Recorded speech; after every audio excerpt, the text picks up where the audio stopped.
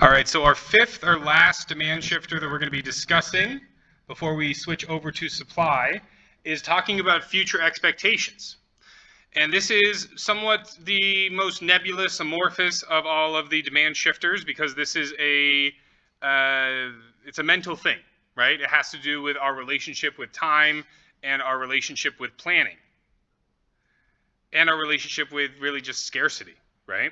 The fact that we live in a situation, right? The planet right now is in a situation where there aren't enough resources for all of the wants and desires of all the consumers, right? So let's just take a simple example that we're all used to buying, gasoline.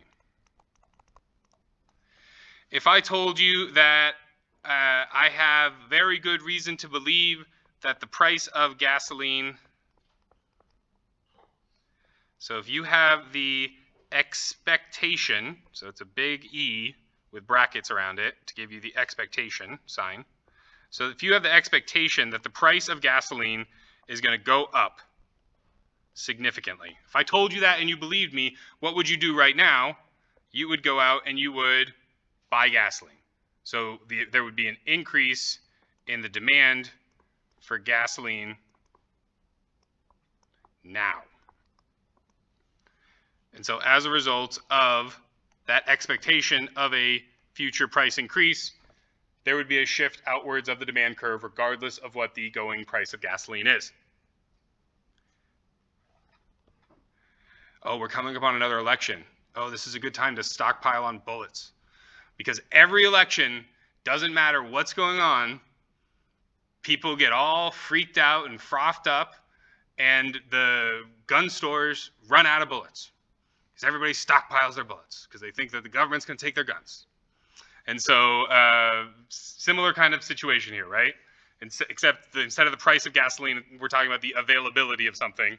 And so as a result, it jacks up the demand right now.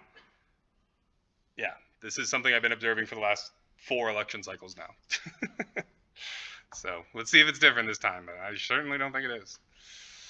If I could just figure out a way to make money, just like buy bullets on a buy year and then sell, you know what I mean? But then I got to be in like reselling bullet business. Like I don't have time for that, right? You know, it sounds dangerous. You know, it's not the safest resale market, right?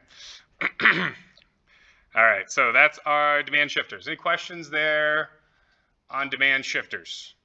Obviously, the converse holds for all this, right? If I told you, oh, gasoline, it's gonna be 10 cents in 2 weeks. Well, you're gonna like go fill up your tank half the way every time, right? Like you're gonna, you know, same thing if I told you like, oh, but this actually is a good tip.